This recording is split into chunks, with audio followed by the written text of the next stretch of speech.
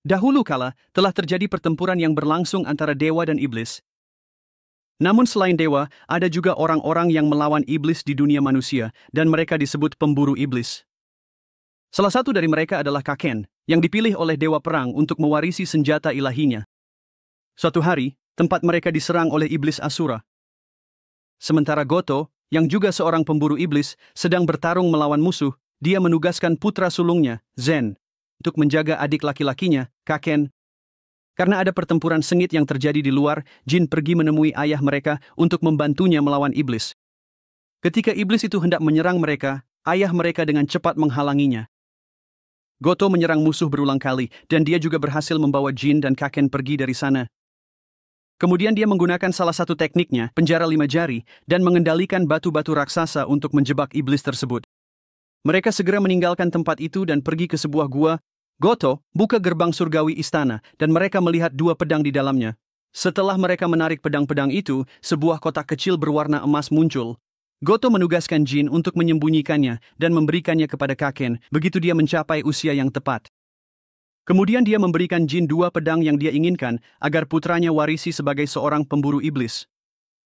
Setelah beberapa saat, mereka merasakan kehancuran penjara iblis, jadi mereka segera meninggalkan tempat itu.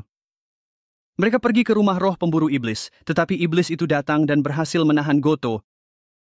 Untuk melarikan diri dari tangan iblis, Goto mengendalikan blok-blok batu dan melemparkannya ke musuh. Kemudian dia mengunci iblis itu dan melemparkannya ke dalam lava. Tapi setelah mereka mendengar suara lonceng kucing, seseorang tiba-tiba menyerang Goto dari belakang. Itu adalah iblis rubah, dan Goto bertanya-tanya mengapa dia bisa melewati penghalang. Wanita ini mengatakan bahwa dia sudah berada di dalam penghalang, tetapi Goto gagal merasakan keberadaannya. Ketika Goto jatuh berlutut, dia berhasil melakukan sebuah teknik untuk menjaga Zen dan Kaken agar tetap jauh dari bahaya. Wanita itu bahkan mencoba menghentikan mereka dan berusaha memasukkan tangannya ke dalam penghalang untuk melukai wajah Zen. Tapi saudara-saudara itu berhasil keluar dari sana. Beberapa tahun kemudian Kaken tumbuh dewasa dan sudah cukup umur untuk menjadi pemburu iblis yang sesungguhnya. Setelah mereka menyelesaikan upacara untuk menjadikan Kaken sebagai pemburu iblis resmi, saat itulah Zen memberikan Kaken kotak yang ingin dimiliki ayah mereka. Ketika Kaken membukanya, itu hanya sepotong kecil logam. Sementara mereka berada di luar dan membicarakan objek tersebut, wali kota yang datang dan meminta bantuan mereka untuk menyelamatkan orang-orang yang hilang di kotanya. Tapi Zen menolak itu karena mungkin itu adalah sebuah jebakan. Dan mereka perlu melakukan sesuatu yang lain. Saat mereka pergi, wali kota menjatuhkan sebuah tas berisi uang dengan lonceng kucing. Jen segera bertanya kepada wali kota dari mana dia mendapatkan lonceng itu, dan mereka dengan cepat pergi ke kota. Saat mereka berjalan di dalam kota, Kaken tiba-tiba menghilang di sampingnya. Setelah beberapa saat, iblis kucing muncul di depannya. Dia segera bertanya padanya dari mana dia mendapatkan lonceng itu, tetapi alih-alih menjawab, iblis itu justru menyerangnya. Ketika musuh melukainya di punggung, dia memutuskan untuk menggunakan salah satu tekniknya. Karena ini, dia bisa memukulnya dan iblis kucing itu jatuh. Iblis kucing lainnya saat ini sedang menyerang saudaranya. Kaken mengambil sepotong kayu untuk dijadikan senjatanya, sementara Jin tidak jauh dan hanya menonton pertarungan saudaranya. Kaken melakukan pekerjaan yang baik dalam pertarungan, dan dia mampu melancarkan serangan yang kuat terhadap iblis kucing. Karena ini, iblis itu marah dan terus-menerus menyerangnya, tetapi Kaken tidak bisa membalas karena kecepatannya. Saat itu objek yang diberikan ayah mereka menyala, dan setelah dia menyentuhnya, objek itu tiba-tiba membesar. Dia segera melemparkannya ke arah iblis, dan dari dampak yang kuat itu, dewa-dewa lain dan wanita yang membunuh ayah mereka merasakannya. Ternyata dia sudah menunggu kebangkitan senjata ini. Jin terkejut dengan ini, tetapi Kaken kehilangan kesadaran dan tidak bergerak lagi. Karena musuh masih hidup, dia segera mencoba untuk mengambil senjata Kaken dari tubuhnya. Tapi Zen mendekat dan juga bertanya padanya tentang lonceng itu. Tiba-tiba, lonceng itu bergerak sendiri, yang membuat Zen terkejut dan melepaskannya. Kemudian itu masuk ke dalam tubuh iblis, dan tubuhnya membesar seolah-olah akan meledak. Zen segera memeluk Kaken untuk melindunginya. Setelah para dewa melihat ini, mereka juga bergerak menuju lokasi Zen dan Kaken. Ketika Kaken sadar kembali, Zen memberitahunya untuk mengambil senjatanya. Senjata Kaken kembali ke bentuk kecilnya ketika dia menyentuhnya, dan para dewa tiba tak lama setelah itu. Mereka ingin melihat senjata Kaken, yang mereka sebut Zen Iron. Ketika mereka sampai di sana, Jin jatuh berlutut karena kerusakan yang dia alami dan membuatnya melemah. Ketika dewa itu meminta Shenzhen Iron dari mereka, Jin menolak untuk memberikannya, dan dia segera menyerang, tetapi serangannya hanya dibalas oleh dewa tersebut. Dewa itu mengancam dan mengarahkan senjatanya kepada mereka, tetapi Kaken tetap tidak mau menyerahkan Zen Iron. Dewa lain datang untuk campur tangan menghentikan mereka dan memberitahu Jin bahwa mereka tidak memiliki niat jahat dengan muncul di hadapan mereka. Kemudian dia mengambil sebuah alat dan menggunakannya untuk menyembuhkan luka Jin. Para dewa ini ingin mengambil senjata yang dipegang Kaken. Selain mengetahui nama senjata itu, mereka juga menemukan siapa pemilik aslinya. Kedua dewa itu memperkenalkan diri sebagai Zoro dan Aoba. Mereka mengatakan bahwa mereka adalah utusan dari klan Pri. Zoro memberitahu mereka bahwa ratusan tahun yang lalu, setelah kematian Dewa Perang, Zen Iron juga menghilang pada saat yang sama. Dia menambahkan bahwa mereka perlu menemukan 72 fragmen jiwa dari dewa ini yang tersebar dan membawanya kembali. Dan kunci untuk menemukan fragmen jiwa adalah Shenzhen Iron, karena itu adalah senjata ilahi yang memiliki kemampuan untuk merasakan jejak-jejak fragmen jiwa. Dia menambahkan bahwa mereka bukan satu-satunya yang merasakannya, tetapi juga berbagai jenis iblis, dan ini termasuk Raja Iblis bernama Mara dan pasukan iblisnya, yang saat ini sedang melakukan aksi mereka. Aoba mengatakan bahwa jika mereka tidak bisa membawa kembali Dewa Perang dan membuka segel para dewa, seluruh dunia pasti akan dalam masalah. Jin memikirkan hal ini, tetapi karena Kaken tidak ingin hal-hal itu terjadi, dia memutuskan untuk mempercayakan Zen Iron kepada para dewa. Jin mendukung keputusan Kaken, dan dia berpikir bahwa itu mungkin yang terbaik agar Kaken tidak terluka. Kemudian mereka memutuskan untuk pergi ke wali kota untuk mendapatkan pembayaran. Tapi saat mereka akan pergi, Aoba menghentikan mereka karena Kaken memberinya Shingen Iron palsu. Ketika Kaken menyentuhnya, itu kembali ke warna emasnya, tetapi ketika Aoba menyentuhnya, itu menjadi seperti baja biasa. Aoba bertanya-tanya mengapa hal itu bisa terjadi, lalu Zoro menyebutkan bahwa, menurut apa yang dia baca, karena 100 tahun Zen Iron tertidur, hanya mereka yang memiliki hati yang murni, yang mampu membangunkannya. Itu berarti bahwa Kaken terpilih untuk menjadi pemilik barunya. Karena ini, Aoba memutuskan untuk membawa Kaken dan Zen bersama mereka dalam pencarian fragmen jiwa. Setelah mereka mendapatkan pembayaran dari wali kota, Kaken menggunakan Zen Iron untuk mencari tahu dari mana mereka harus memulai pencarian mereka. Menggunakan mobil mereka, yang disebut Naga Putih, mereka tidak membuang waktu dan segera berangkat. Saat mereka sedang makan, rem pengaman Naga Putih telah aktif dan kehilangan kendali. Setelah mereka mengetahui dari Naga Putih bahwa mereka telah melewati seseorang, Jin keluar dari mobil untuk memeriksa siapa itu. Ketika dia memastikan bahwa itu adalah seorang wanita, dia segera pergi ke lokasi wanita itu, tetapi wanita itu kehilangan kesadaran karena dia terluka. Setelah mereka mengobati lukanya, Zoro bertanya padanya dari mana dia mendapatkan luka itu. Wanita itu mengatakan bahwa itu dilakukan oleh para perampok yang dia temui ketika dia mencoba melarikan diri dari mereka. Karena dia masih takut bahwa dia mungkin bertemu dengan para perampok lagi, wanita itu memohon kepada mereka jika mereka bisa mengantarnya kembali ke ngarai gelap. Itu adalah saat ketika Jin memberitahunya bahwa mereka juga menuju ke sana untuk mencari fragmen jiwa. Kaken juga menunjukkan Zen Iron kepadanya, dan ini membuat Aoba memarahinya karena dia seharusnya tidak melakukannya, mengingat wanita itu tidak ada hubungannya dengan itu. Ketika Zoro dan Aoba pergi, Jin bertanya namanya, dan dia memperkenalkan dirinya sebagai Yang. Di malam hari saat mereka tidur, Yang mencoba mengambil Zen Iron menggunakan senjatanya, tetapi Kaken hanya menggesernya menjauh darinya. Keesokan harinya, ketika Jen dan Kaken bangun, mereka menemukan bahwa Yang sudah tidak ada lagi di mobil. Baru di sini Kaken menyadari bahwa Shenzhen Iron hilang karena Yang berhasil mengambilnya darinya. Yang memiliki alasan sendiri mengapa dia ingin mendapatkan Zen Iron? Ternyata, pemimpin para perampok yang menangkap saudarinya, Tian yang bernama Shogo, memerintahkannya untuk melakukannya. Dia juga mengetahui bahwa dia memegang salah satu fragmen jiwa, dan Shogo menunjukkan kepada mereka betapa kuatnya itu. Shogo memberitahunya bahwa Zen Iron adalah senjata ilahi terkuat di alam bintang. Dan jika dia bisa mendapatkannya, serta kekuatan Dewa Perang, para iblis pasti akan mengikutinya. Saat mereka sedang mencari, Zoro menghentikan mobil karena dia memiliki firasat bahwa mereka berada di lokasi di mana Yang dan Zen Iron mungkin ditemukan. Perangkat mereka membawa mereka ke gua yang disebut Gua Jaring Laba-Laba, di mana peta juga menunjukkan bahwa fragmen jiwa yang mereka cari juga ada di dalamnya. Setelah Yang memberikan Zen Iron kepada Shogo, dia juga berhasil menyelamatkan Tian. Shogo mendekati mereka, jadi Yang menggunakan kekuatan cincin miliknya dan berhasil menjatuhkannya, lalu mengambil kembali Zen Iron. Ketika musuh lain menyerangnya, dia menggunakan kekuatan cincin miliknya untuk menyerang matanya. Kemudian dia menarik Tian, dan mereka segera melarikan diri.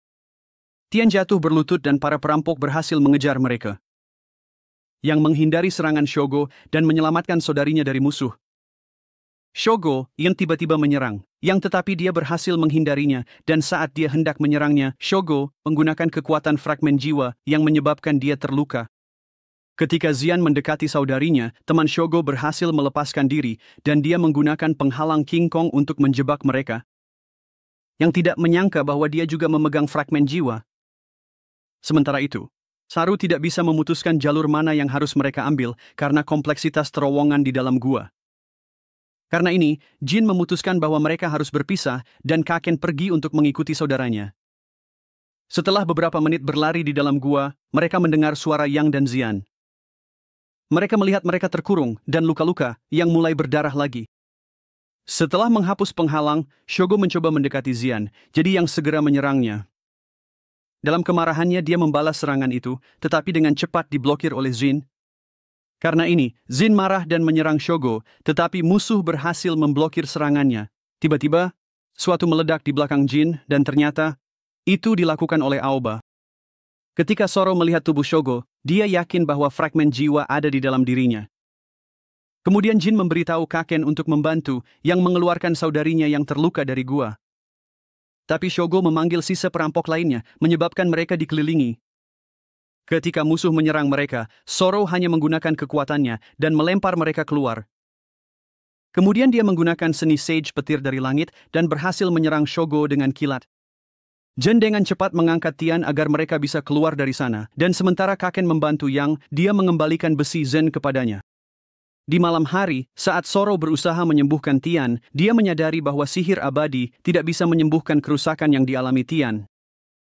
Tapi Zoro memikirkan cara lain untuk menyelamatkan hidup Tian. Dia mengatakan bahwa mereka harus menyegel roh primordialnya sampai mereka bisa membawanya kepada seseorang yang mampu menyembuhkannya. Yang setuju dengan ini, jadi, Zoro menyegel roh Tian di dalam cincin miliknya. Kemudian mereka memasukkan fragmen jiwa yang mereka dapatkan ke dalam besi Zen. Yang juga bertanya apakah dia bisa ikut dengan mereka karena dia mungkin bisa membantu dalam misi mereka. Ketika mereka pergi ke kota api untuk mencari fragmen jiwa berikutnya, Kaken sakit dan demam. Itu adalah hasil dari menjadi pemilik besi Zen, dan mendapatkan 2 fragmen jiwa. Saru memberitahu Jin untuk tidak khawatir, karena begitu mereka sampai di toko Sage Bumi, ada obat di sana yang bisa menyembuhkan Kaken. Ketika mereka sampai di toko yang dibicarakan Saru, Jin tidak bisa mempercayainya karena tampak seperti toko pakaian. Mereka masuk dan bertemu pemiliknya, yang bernama Samu. Mereka belajar bahwa dia memutuskan untuk menjual pakaian karena tidak banyak makhluk abadi yang mengunjungi tokonya. Tapi setelah beberapa saat, Samu menunjukkan barang-barang aslinya kepada mereka. Aoba segera memberitahunya tentang kacang senza, dan ketika Samu berikannya kepadanya, dia membuat Kaken menelannya segera. Kemudian Aoba bertanya kepada Samu mengapa tempat itu masih panas, meskipun tungku industri di kota sudah ditutup sejak lama. Samu menjawab bahwa itu disebabkan oleh meteor besar yang jatuh dekat tungku industri. Setelah kejadian ini, iklim di daerah tersebut tidak normal, selalu terasa seperti musim panas dan semakin panas. Saro memberitahu Kaken untuk memutar besi Shenzhen. Ketika Kaken melakukan ini, Saro melihat dari perangkatnya bahwa meteor itu meresponsnya. Karena ini, ada kemungkinan besar bahwa fragmen jiwa juga berada di daerah ini. Ketika Aoba dan Saro memutuskan untuk pergi ke lokasi tersebut, Jin bertanya kepada mereka apakah dia bisa ikut. Mereka tiba di dasar awan jahat api yang disebut Kastil Api Agung. Saro melihat perangkat untuk lokasi awan jahat api, dan mereka juga melihat bahwa ada terlalu banyak iblis di sana. Tapi mereka terkejut ketika Jin tiba-tiba membuat sebuah lubang, menyebabkan musuh-musuh menjadi waspada dan langsung menghadapi mereka. Ketika mereka masuk ke ruangan berikutnya, Zen memperhatikan potret aneh di dinding, karena semuanya menggambarkan wanita yang sama. Setelah beberapa saat, awan jahat api, yang merupakan pemegang salah satu fragmen jiwa, bernama Gajel, muncul di hadapan mereka. Saat dia menuruni tangga, Zen mencoba menyerangnya, tetapi dia segera menciptakan penghalang api, membuat Zen mundur. Jin kembali menyerang, tetapi dia hanya terhalang oleh kekuatan Gajel. Ketika Gajel menyerangnya, Zen berhasil memblokirnya dengan pedangnya. Baru di sini mereka mengetahui bahwa Gajel memiliki rencana untuk mengambil darah peri seperti mereka. Saro segera berpikir bahwa Gajel memiliki rencana untuk mengaktifkan jutsu terlarang gigitan api, dan dia benar tentang itu. Ternyata itu akan digunakan untuk menghancurkan istana abadi, yang membuat Aoba marah dan menyerang Gajel. Tapi itu terhalang oleh musuh. Jin bangkit dan memberitahu mereka bahwa dia yang akan melawan Gajel, agar dia dan Saro bisa keluar dari sana. Gajel tiba-tiba menyerang Aoba, jadi Ten dengan cepat memblokirnya. Jin bersikeras bahwa mereka harus meninggalkan daerah itu, dan ini memaksa para dewa untuk patuh. Para penduduk memperhatikan peningkatan suhu lingkungan yang tiba-tiba, dan mereka terkejut melihat bahwa tungku industri itu mengeluarkan api. Ketika Kaken dan yang lainnya keluar, mereka tidak bisa mempercayai apa yang mereka lihat. Sementara itu, saat pertarungan antara Jen dan Gajel berlanjut, kecepatan Jen masih belum berhasil, membuatnya dipukuli oleh musuh, tapi Jen belum menyerah dan terus menyerang, sampai dia dipukul oleh Gajel di perut. Itu adalah saat dia jatuh, dan ketika Gajil akan membunuhnya, Saro dan Aoba tiba-tiba kembali untuk menyelamatkannya. Ketika mereka meninggalkan area itu, beberapa darah dari luka Saro tertinggal di lantai, dan Gajil segera mengambilnya. Dia tidak menyia-nyiakan waktu dan segera menggunakan darah itu untuk mengaktifkan jutsu terlarang gigitan api, yang juga diperhatikan oleh Aoba dan Saro. Aoba berniat untuk menghentikan Gajil, tetapi Saro menghentikannya karena dia tahu bahwa Aoba belum bisa menggunakan meriam 9 kukunya. Selain itu, setengah dari kekuatan magis mereka hanya bisa digunakan di alam bawah, dan itu tidak akan cukup untuk mengalahkan Gajil. Aoba khawatir tentang apa yang mungkin terjadi pada Istana Abadi, tetapi Soro berkata bahwa semuanya akan baik-baik saja. Karena sudah bertahun-tahun sejak meteor jatuh, dan strukturnya pasti telah berubah. Tapi satu-satunya kekhawatiran mereka adalah, begitu itu hancur karena panas yang berlebihan, itu pasti akan jatuh di kota. Setelah beberapa saat, kekhawatiran mereka menjadi kenyataan, dan Gajil juga terkejut dengan ini. Orang-orang berlari dengan cepat, bahkan Kaken dan Yang hampir terkena. Ketika mereka akan pergi, Kaken mendengar tangisan anak itu, jadi dia kembali untuk menjemputnya. Tapi sebuah meteor menghantam gedung di dekat mereka yang hampir menghancurkan mereka. Untungnya, mereka diselamatkan oleh Yang. Kelompok Soro juga sudah tiba, dan mereka bergerak bersama untuk mengevakuasi. Mereka segera memberikan kacang senza kepada Zen, tetapi dia belum sepenuhnya sembuh. Ketika mereka merasakan gempa bumi, Saro bertanya-tanya mengapa Gajil mampu mengendalikan meteor selama 100 tahun, meskipun energinya tinggi dan tidak stabil. Saat itulah Samu menyebutkan tentang inti krionik yang mungkin ada hubungannya dengan itu. Tapi itu berada di bawah tanah kastil api agung, dan di sana juga ada penghalang iblis. Mereka terkejut ketika Yang tiba-tiba menawarkan diri untuk mencurinya. Pada awalnya, mereka menentang membiarkan Yang melakukan ini karena dia sudah berjanji kepada Tian bahwa dia tidak akan mencuri lagi. Tapi Samu berkata bahwa mereka akan memberikan inti krionik itu kepada klan Deity karena itu adalah senjata sihir mereka. Dan itu seperti mengembalikannya kepada pemiliknya. Yang segera memulai misi dan dengan cepat memasuki kastil api agung. Setelah dia menjatuhkan 2 penjaga itu, dia pergi ke sekretaris Gajil, yang bernama Aya, untuk mencari tahu lokasi pasti dari inti krionik. Keduanya bertarung sampai Yang berhasil mengikatnya. Di sisi lain, tempat di mana para warga dievakuasi terus mengalami getaran, yang ternyata disebabkan oleh Gajil yang putus asa untuk menemukan para dewa. Karena meriam 9 kuku Aoba telah kembali, dia memutuskan untuk menghadapi Gajil lagi untuk memberi Yang lebih banyak waktu, dan Soro juga menemaninya. Yang berhasil membuat Aya memberitahunya tentang kata sandi lift pusat menuju lokasi inti krionik. Ketika dia sampai di sana, robot yang menjaga area itu terbangun. Sebelumnya, robot itu mampu mengeluarkan suara yang terdengar dari tanah. Gajil dan seorang gadis bernama Hanako bertemu untuk pertama kalinya di kereta. Hanako mencoba menghentikan seorang pria yang mencuri dompet, dan ketika pria itu hendak melukainya, Gajil menyelamatkannya. Beberapa bulan setelah pernikahan mereka, pasukan iblis mulai menyerang dunia peri. Meteor jatuh di kota mereka, dan Gajil menyaksikan jatuhnya meteor terbesar di gedung tempat Hanako berada. Ketika Aoba menyerangnya, dia dengan cepat memblokirnya. Saat inilah pertarungan mereka dimulai, dan mereka juga menemukan bahwa kemarahan Gajil terhadap para dewa begitu kuat, sehingga dia menyalahkan mereka atas kematian Hanako. Saat dia menyerang kelompok Soro, besi Zen jatuh dekat mereka dan mengaktifkan penghalang King Kong. Kemudian mereka terkejut ketika melihat Kaken. Disinilah Soro menceritakan kisah tentang hari ketika Raja Iblis mencoba menghancurkan Istana Abadi dengan sebuah meteor. Dengan menggunakan penghalang yang dibuat dari kekuatan para dewa, trajektori meteor itu diubah, menyebabkan meteor jatuh ke alam bawah. Gajil ingin membunuh Aoba, dan ketika dia menyerangnya, Kaken segera menggunakan penghalang King Kong dan menyelamatkannya. Gajil tiba-tiba merasa aneh dan perlahan-lahan mengubah bentuknya menjadi monster. Ketika Yang mengalahkan lawannya, dia segera mendekati inti krionik.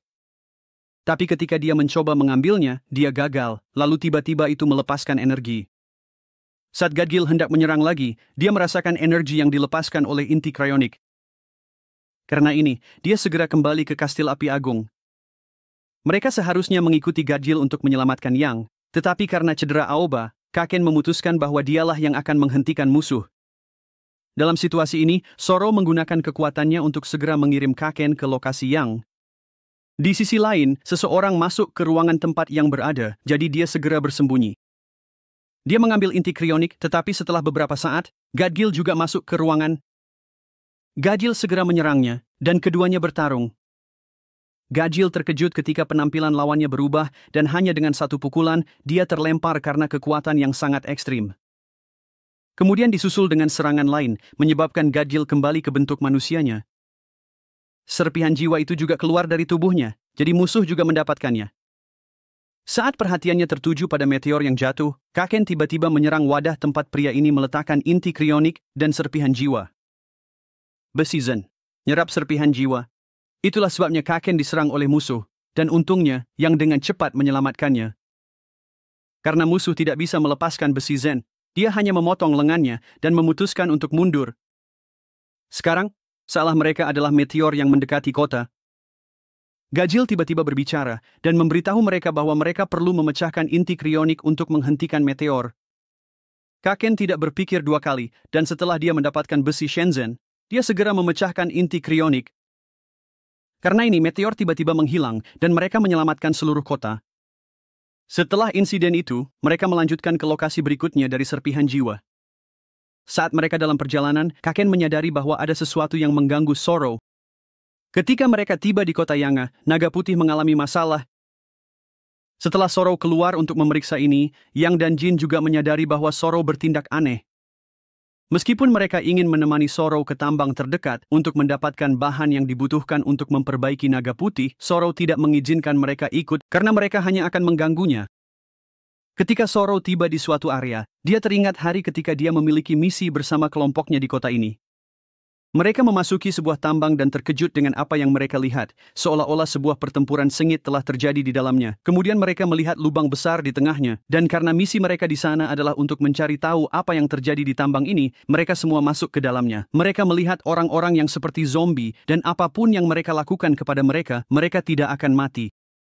Zoro curiga bahwa ini mungkin adalah para penambang yang hilang.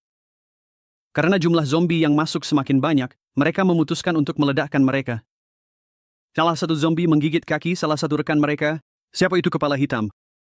Setelah mereka pergi, mereka tidak tahu bahwa sebuah lingkaran sihir telah terbentuk dari darah kepala hitam.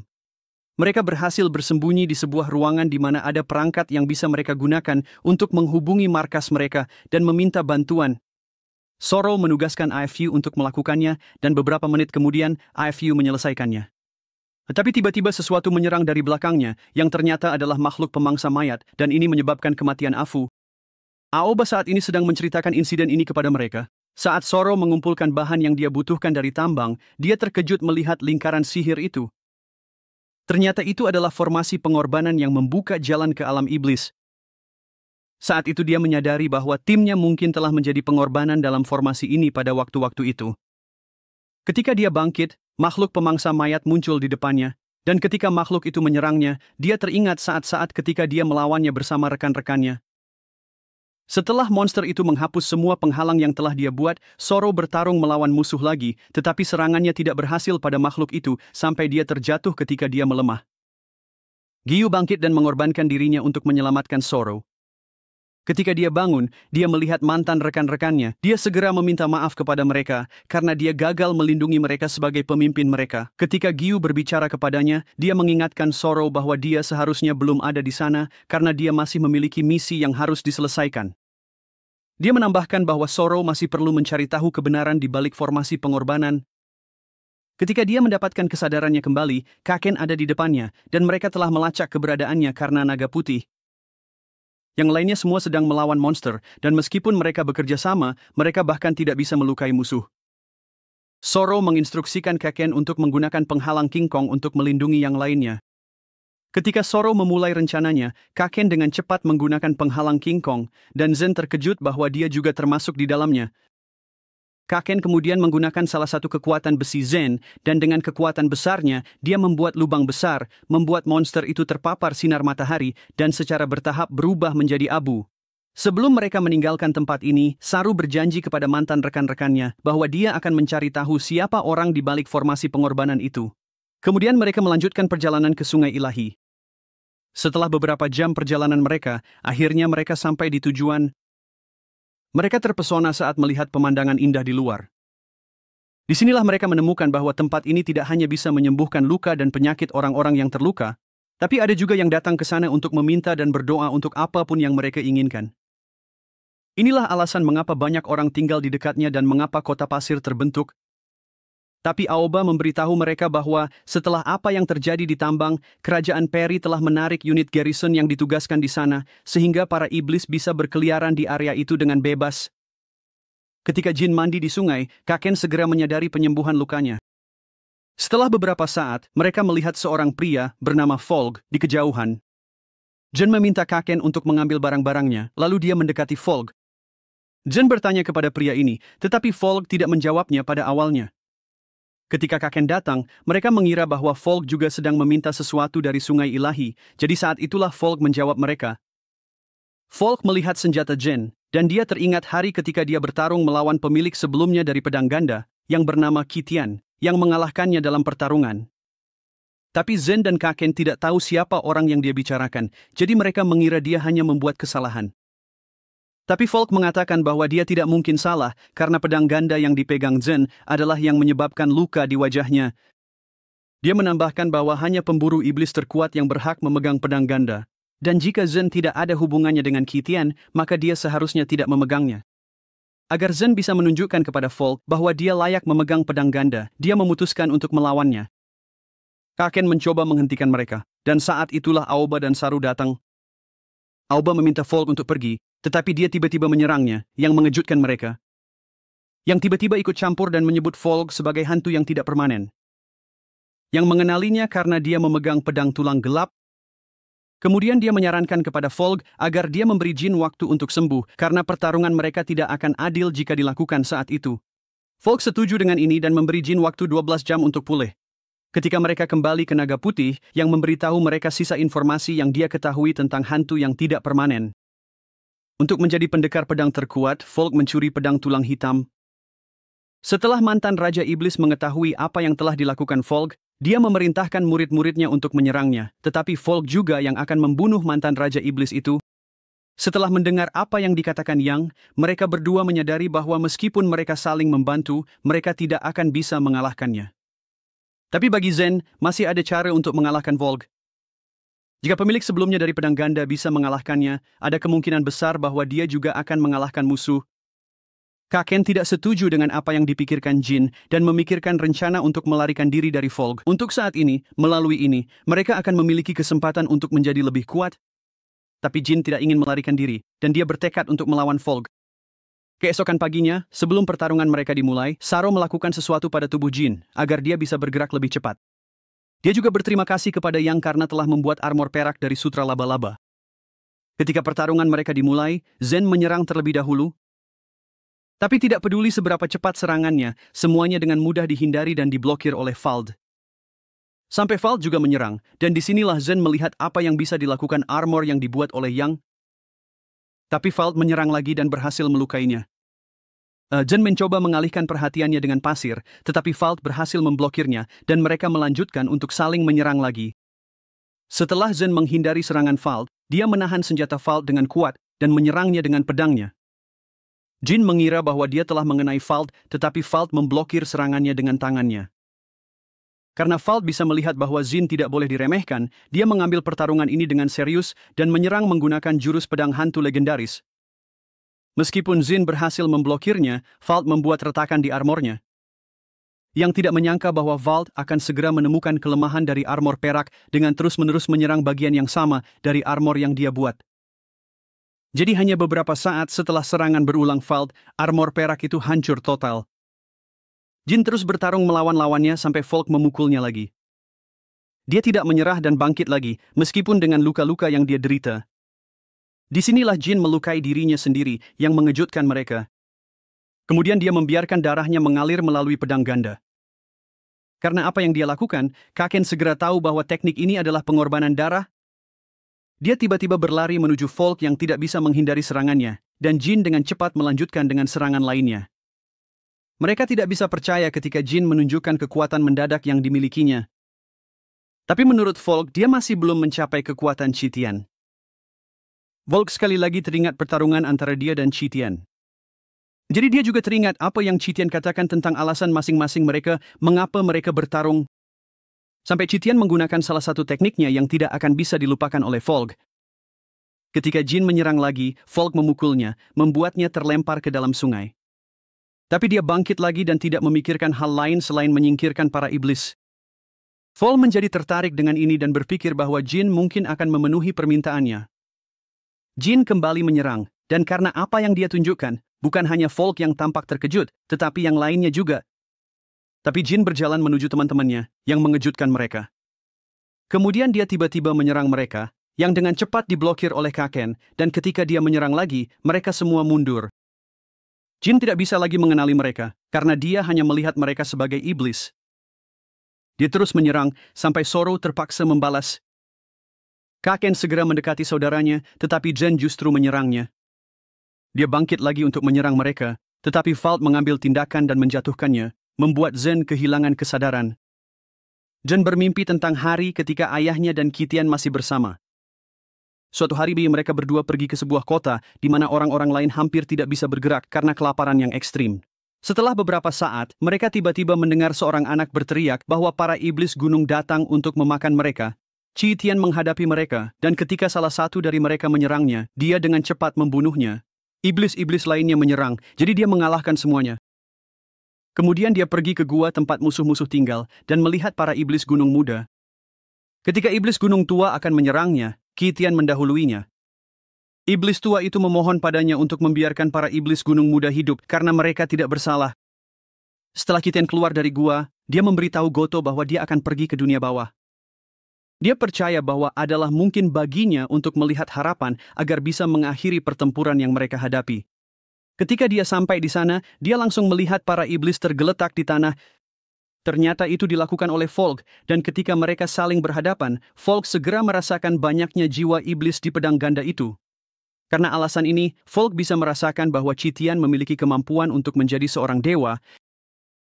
Jadi dia menantangnya, dan ini memulai pertempuran mereka. Beberapa tahun kemudian, saat Goto memimpin orang-orang yang telah dia selamatkan dari para iblis, dia bertemu lagi dengan Qitian, dan dia sedang menggendong bayi, Kaken. Qitian memberitahu Goto bahwa kesejahteraan semua orang tergantung pada anak ini. Kemudian dia mempercayakan Goto, pedang ganda itu untuk diwariskan kepada generasi berikutnya dari pemburu iblis. Ketika Jin terbangun, dia berada di sungai dan menghadapi Volk. Teman-temannya hanya menonton mereka, dan saat itulah Volk mencabut pedangnya darinya. Volk memberitahu Jin bahwa dia hanya ingin membalas budi ketika Qitian membiarkannya hidup. Tapi lain kali, dia tidak akan membiarkannya begitu saja, dan jika saatnya tiba ketika Jin layak mewarisi pedang ganda, maka mereka akan bertarung lagi. Kaken segera memeluk Jin, dan dia memberitahunya bahwa dia bermimpi tentang ayah mereka bersama Qitian. Di siang hari, sementara mereka menunggu naga putih diperbaiki, Kaken berpikir bahwa Zen Iron mungkin juga ada hubungannya dengan Qitian. Selain keajaiban Zen Iron, ada banyak pertanyaan yang perlu dijawab, dan mereka ingin tahu di mana mereka bisa menemukan jawaban tersebut. Aoba tiba-tiba menyebutkan satu-satunya kota peri di alam bawah, dan itu adalah kota Fengkuan, di mana mereka mungkin bisa mendapatkan banyak informasi dari penguasa kota tersebut. Karena ini, mereka memutuskan untuk pergi ke tempat ini. Saat ini, para wanita diperkenalkan kepada tuan muda dari kota Fengkuan yang bernama Rong agar dia bisa memilih istrinya. Tapi sudah ada 999 wanita dari berbagai keluarga bangsawan, tetapi Rong masih belum bisa memilih wanita yang ingin dinikahinya. Sampai wanita terakhir diperkenalkan, tetapi dia terlihat seperti pria, membuat Rong lari menjauh darinya. Ketika pamannya Fu mengejarnya, disinilah dia memberitahunya siapa wanita yang ingin dinikahinya. Dan ternyata itu adalah Aoba. Zoro menyadari bahwa Aoba tampak ragu untuk pergi ke kota Fengkuan. Ketika dia menanyakannya padanya, Aoba menyebutkan bahwa mereka mungkin hanya membuang-buang waktu di kota Funkun. Tapi Saro juga mengatakan bahwa karena Kaisar Chongyan adalah penguasa Shenzhou, dia pasti tahu banyak. Tiba-tiba, naga putih mendeteksi sesuatu, dan Kaken juga menunjukkan kepada mereka bahwa Zen Iron juga mendeteksi fragmen jiwa. Dan mereka yakin bahwa itu dekat dengan kota Funkun dan hanya masalah waktu sebelum mereka mencapainya. Kaken dan yang lainnya tidak bisa mempercayai keindahan dan vitalitas kota itu. Sebelum mereka bisa masuk, mereka didaftarkan satu persatu dengan identitas mereka. Kemudian mereka tiba-tiba mendengar pengumuman bahwa Tuan Muda akan menikah setelah 3 hari. Saat mereka berada di pasar, para prajurit mendekati mereka, mengatakan bahwa Tuan Muda sedang menunggu, dan ini mengejutkan mereka. Meskipun mereka tidak tahu mengapa mereka diundang oleh Rong, Aoba tampaknya tahu alasannya. Ketika mereka tiba di istana, hidangan lezat disiapkan untuk mereka. Beberapa saat kemudian, Rong datang untuk menemui mereka, dan mereka menemukan bahwa Aoba akan menjadi pengantinnya di pernikahan yang akan datang. Dahulu kala, Rong dipukuli oleh anak-anak lain di sekolah alam peri, dan Aoba membela dia dari para pengganggu. Mereka menjadi teman, jadi Rong memutuskan bahwa dia ingin menikahi Aoba ketika mereka dewasa. Karena Aoba tertarik dengan makanan yang bisa dia makan di kota Fuenchun, dia setuju untuk menjadi pengantin Rong, dan mereka berdua membuat janji. Ternyata Aoba hanya menyuruh keempat anak itu untuk mengganggu Rong, supaya dia bisa menjadi temannya dan bisa makan semua makanan yang dia mau. Tapi meskipun Aoba mengakui ini kepada Rong, dia tidak peduli lagi. Saro mengingatkan Aoba lagi tentang tujuan mereka, yaitu untuk berbicara dengan Kaisar. Tapi Kaisar hanya akan kembali pada hari pernikahan, jadi Aoba harus berpura-pura sampai mereka bertemu dengannya. Paman Fu juga berniat membawa mereka ke kamar mereka, tetapi mereka lebih memilih untuk berjalan-jalan terlebih dahulu dan merencanakan pencarian fragmen jiwa. Mereka membagi diri menjadi 2 kelompok untuk mempercepat pencarian mereka. Saat Zen dan Yang sedang bersantai, Jen melihat wanita cantik yang lewat, tetapi Yang segera melihat bahwa seseorang sedang menunggu untuk merampas barang-barangnya. Dao yang benar dalam kecurigaannya, jadi Zen segera bertindak untuk membantu wanita itu. Tapi dia gagal menghentikan pelakunya, dan wanita itu bahkan mengira dia adalah pencopetnya. Jen tidak menyadari bahwa pencopet itu mengenakan kalung di tubuhnya, sehingga para prajurit segera menangkapnya. Yang memberitahu para prajurit bahwa mereka adalah tamu Tuan Muda. Tapi ketika para prajurit melihat nama mereka dan informasi pendaftaran, sudah tertulis bahwa mereka adalah imigran ilegal. Karena ini, mereka segera melarikan diri dari para penjaga. Saat Kaken dan Saro melanjutkan pencarian untuk fragmen jiwa, mereka merasa kesulitan karena sinyalnya yang tidak ada. Jadi Saro bertanya-tanya apakah fragmen jiwa benar-benar ada di kota Funkun. Tiba-tiba, menunjuk ke gerbang, jadi mereka segera bergegas ke sana. Mereka meninggalkan kota, dan ketika mereka sampai di hutan, sinyalnya menghilang lagi. Jadi mereka memutuskan untuk kembali ke kota, dan ketika mereka akan masuk, tiba-tiba diumumkan bahwa gerbang akan ditutup sebagai langkah keamanan. Kemudian gerbangnya dikunci dan mereka tidak bisa masuk. Mereka bahkan mencoba memaksa masuk, tetapi ada penghalang yang mengelilingi seluruh kota. Beberapa saat kemudian, seorang pria tua datang dan memperkenalkan dirinya sebagai penduduk kota. Dia juga tidak bisa masuk karena dia keluar untuk mengambil tanaman obat untuk putranya. Tapi dia ingat cara lain untuk masuk ke kota. Ini adalah terowongan rahasia bawah tanah yang dibuat oleh para pengrajin dewa saat kota ini dibangun. Ketika dia masih muda, dia menemukan sebuah pintu masuk yang aneh, dan mungkin ini adalah pintu terowongan rahasia. Mereka pergi ke sana, dan kecurigaan pria tua itu ternyata benar. Mereka segera masuk ke dalamnya sampai mereka menemukan jalan naik ke kota. Setelah mereka naik, mereka tiba di sebuah panggung, dan mereka terkejut karena pria tua itu tiba-tiba menghilang. Mereka segera dikejar oleh seorang tentara, dan mereka juga melihat wajah mereka di layar, yang juga dianggap sebagai imigran ilegal. Karena peristiwa mendadak yang terjadi pada mereka, Saro sudah berpikir bahwa seseorang telah merencanakan semua ini sejak awal. Di sisi lain, pemotretan foto pranikah Aoba dan Rom dilakukan. Ketika Rong akan mencium Aoba, dia marah dan bertanya kepada Rong mengapa dia masih ingin menikahinya meskipun dia telah berbohong. Jadi Rong juga menceritakan semua yang dia lakukan sebelumnya, yang membuat Aoba terkejut. Dalam keinginannya untuk mendapatkan perhatian Aoba, ternyata Rong sudah berbicara dengan 4 teman sekelasnya, untuk berpura-pura juga, jadi Aoba terpaksa ikut campur. Aoba berpikir bahwa dia yang mengendalikan situasi, tetapi dia terjebak dalam rencana Rong. Rong tiba-tiba memeluk Aoba, dan juru kamera menangkap foto yang bagus. Itu segera ditampilkan di layar, jadi orang-orang melihatnya, termasuk teman-temannya. Saro kembali mengingat peristiwa sejak mereka meninggalkan kota, dan dia menyadari bahwa Aoba sekarang dalam bahaya. Bahkan Yang dan Zen sudah berpikir bahwa seseorang telah menjebak mereka. Aoba sangat marah pada fotografer itu, jadi Rong tiba-tiba menunjukkan sesuatu yang dia gunakan untuk sepenuhnya mengendalikan Aoba. Sementara itu, Dan Yang terpaksa menyamar untuk menghindari pengejaran. Mereka merencanakan untuk masuk ke istana lagi, dan untuk melakukan ini, mereka membutuhkan undangan. Karena ini, Yang mendekati dua pria yang sedang berbicara satu sama lain, yang juga memiliki undangan. Sementara Yang berusaha mengalihkan perhatian mereka juga mulai mengambil undangan tersebut. Setelah Zen mendapatkan mereka segera pergi. Para tentara menangkap Kaken dan Saro, lalu mereka segera memenjarakan mereka. Saro kan mencoba berpura-pura menjadi perawat pribadi Aoba, tapi seorang tentara datang untuk menunjukkan foto mereka bersama Aoba, jadi para tentara memutuskan untuk memberitahu Rong tentang hal itu. Setelah Rong mendengar tentang itu, dia mengirim Aoba ke kamarnya sebelum dia mengunjungi Kaken dan Saro. Ketika dia pergi ke penjara, disinilah mereka mengetahui siapa dia dan apa rencananya dengan Aoba. Ketika dia mengeluarkan benda yang digunakan pada Aoba, Kaken terpaksa menyerangnya, tetapi Rong hanya menghindar. Saro Lach juga mencoba menyerang, tetapi hal yang sama terjadi, dan Rong juga mengendalikannya. Kemudian dia hampir mencoba mengambil jiwa dan kesadaran Kaken, tetapi tiba-tiba dia mendengar sebuah suara. Karena ini, dia tidak berhasil dalam rencananya, dan kekuatan jiwanya hampir habis, yang membuatnya melepaskan Kaken.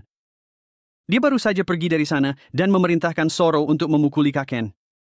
Ketika Kaken menyadari bahwa Soro tidak lagi dalam kesadarannya, dia terpaksa tertidur. Saat dia memikirkan tentang kelemahannya, tiba-tiba dia mendengar sebuah suara. Dia berakhir di tempat di mana, menurut suara yang dia dengar, saat ini berada di dalam sangkar kekuatannya.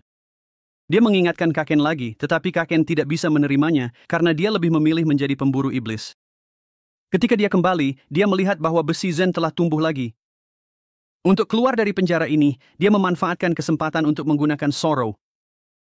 Segera setelah tentara membuka gerbang, dia langsung menyerangnya. Ketika dia keluar, dia menemui sebuah penjara besar. Dia mendengar suara narapidana yang memberitahunya bahwa jika dia bisa membuka gerbang, dia akan membantunya keluar dari sana. Ternyata itu adalah Kaisar Chongyan yang dipenjara oleh Rong untuk mengambil posisinya. Ketika Kaisar mengenali besi Zen, disinilah Kaken memutuskan untuk membantunya. Kaken berhasil membuka kunci dan juga borgol Chongyan. Mereka keluar dan Chongyan menunjukkan jalan ke aula pernikahan kepada Kaken. Tapi setelah beberapa saat, para tentara langsung melihat Kaken dan juga Chongyan.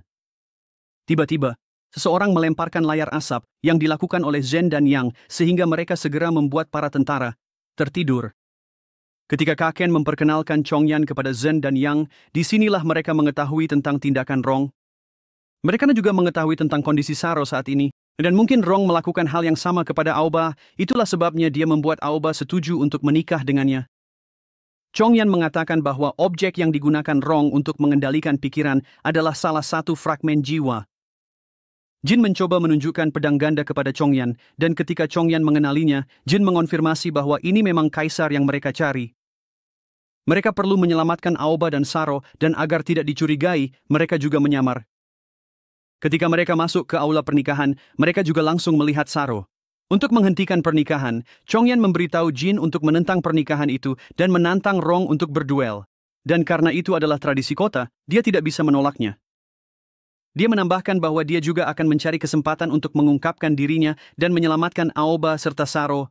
Setelah beberapa saat, Aoba dan Rong keluar dan upacara telah dimulai. Ketika Aoba ditanya, Zen menyebutkan sebuah objek untuk pernikahan. Dan seperti yang dikatakan Chongyan, duel mereka diadakan segera. Ketika mereka akan memulai duel, Chongyan memberitahu Kaken bahwa mereka akan mendekati Aoba. Duel telah dimulai, dan Yang pergi ke Saro. Dia mencoba membangunkannya, tetapi apapun yang dia lakukan, tidak ada efeknya pada dirinya.